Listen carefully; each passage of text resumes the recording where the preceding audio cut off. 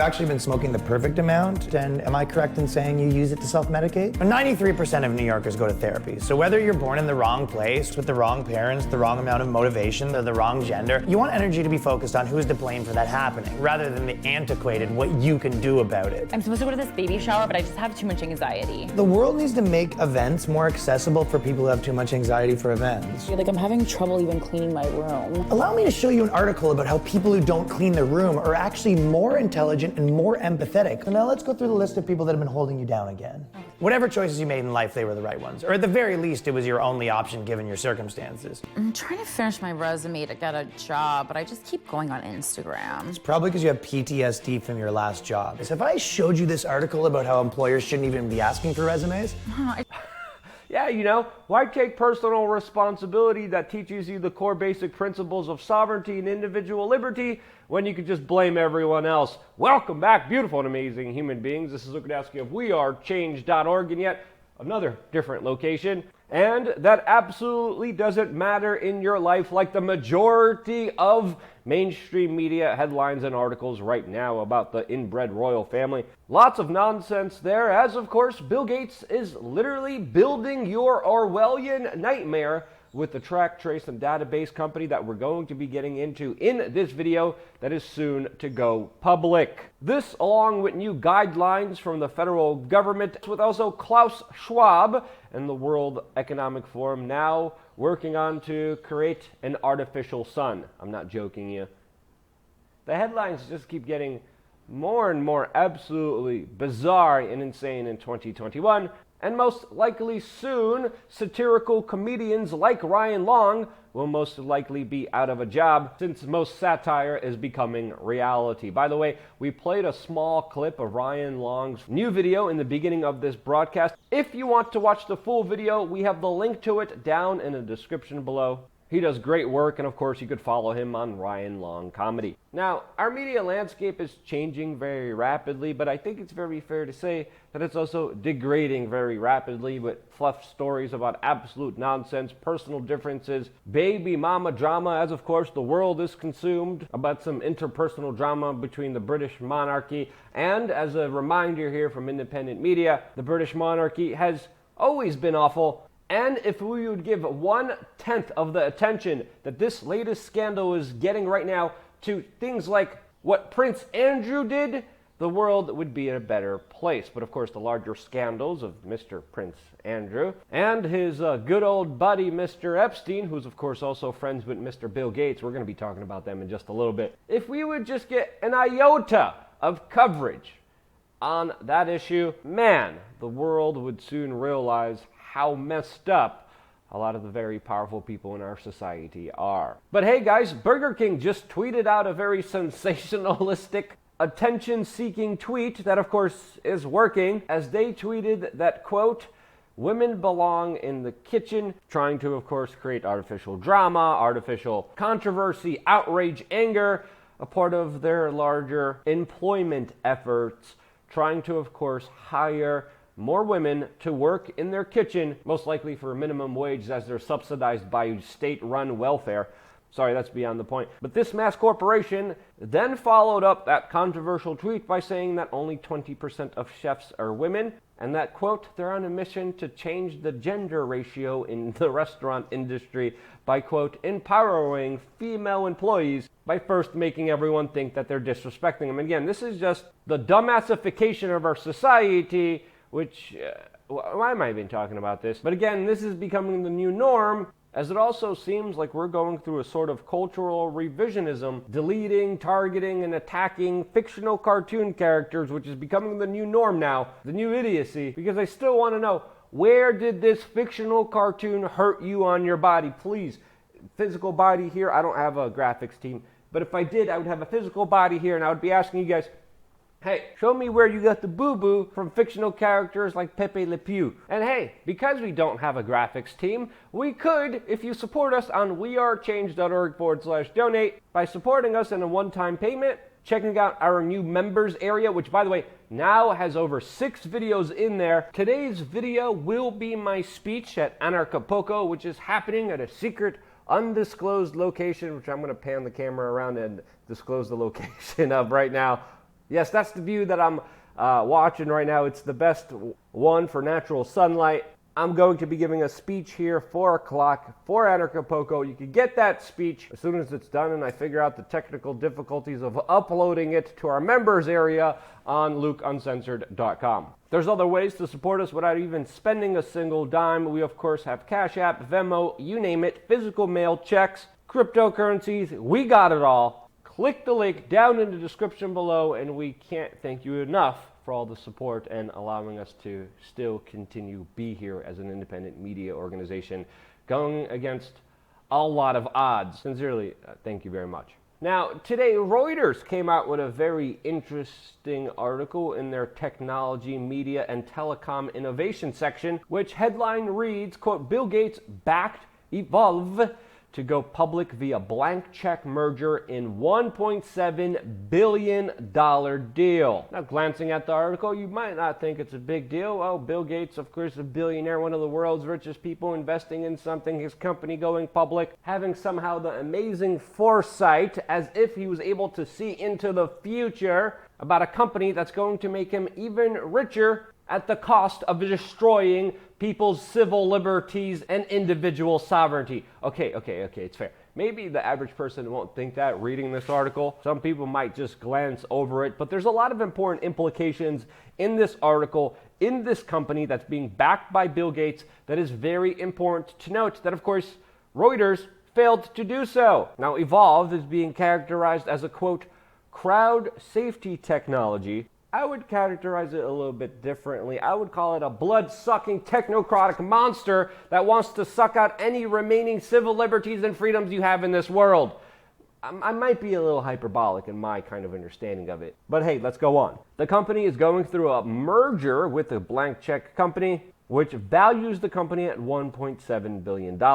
Again, very cut and dry article here, 4 paragraphs, not much, but when you start looking into details, you really start seeing some of the bigger and larger implications, especially in the way that society has been changing and this company and their larger plans of profiting from it. Now, of course, Bill Gates is also working with a venture capital firm, General Catalyst, on this specific company that shortly, Reuters mentions, uses artificial intelligence technology and sensors to screen people in public spaces, including stadiums, hospitals, schools, and entertainment venues, eliminating security gaps prevented by metal detectors, according to its website. And when you look at the claims that this Evolve technology company makes, they are, according to themselves, the artificial intelligence enabled touchless security screening leader in the field that is, quote, dedicated to making the world a safer place to live,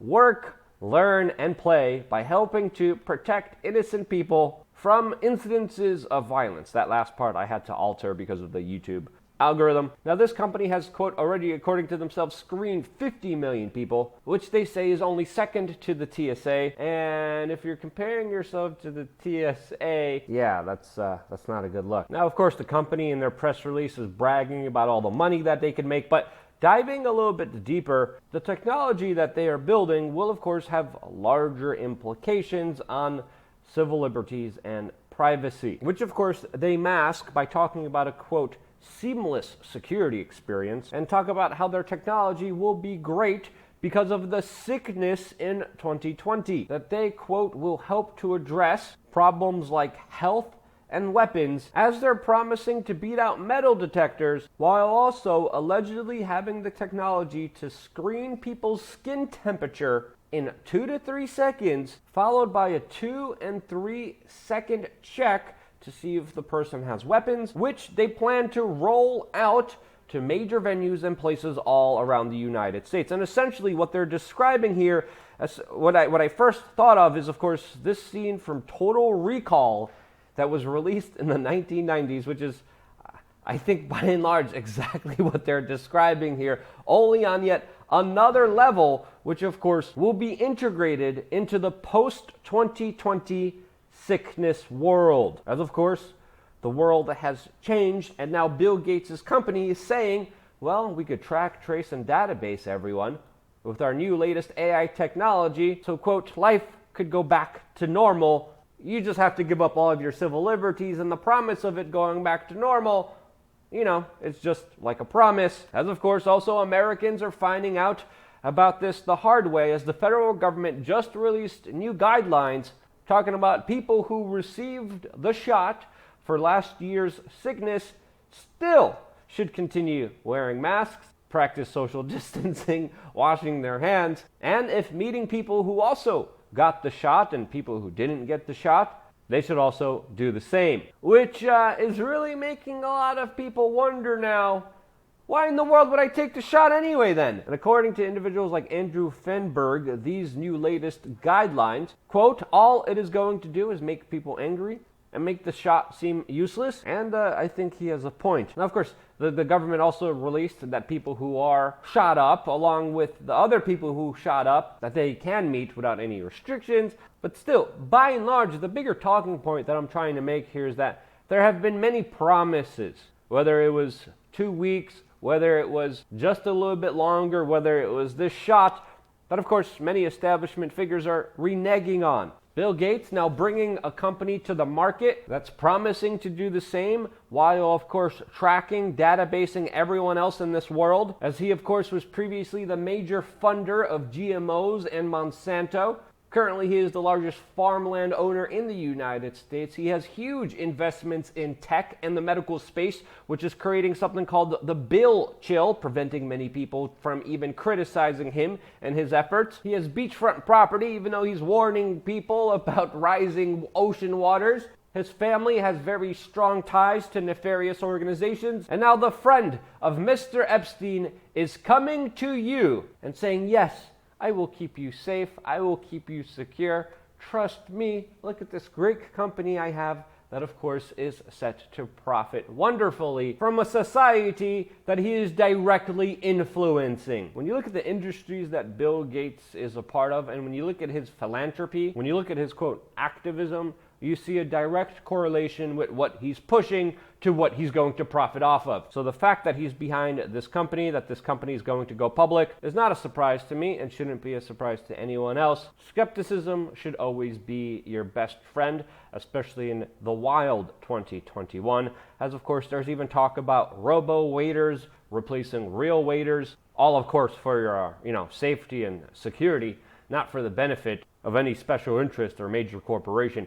Klaus Schwab in the World Economic Forum just came out with this trippy video talking about creating a, quote, artificial sun using UV light, which they want to put out in the general public to, of course, protect you, and will, quote, sanitize public areas, which, quote, wants to fight social isolation, which has been essentially created by the government following the protocols of large organizations like the World Health Organization, the World Economic Forum, the World Bank, the IMF, and other globalist institutions that are calling for a global reset, and of course fighting climate change and saving the environment. And for the normies out there, that sounds like a good thing, but when you look at the special interest, when you look at the bigger elements of society and the institutions behind them that actually cause a lot of these things coming to you saying that you have to limit your life in order to stop it, it's a little ridiculous. And when you look at some of the protocols that some of the individuals like Bill Gates and his previous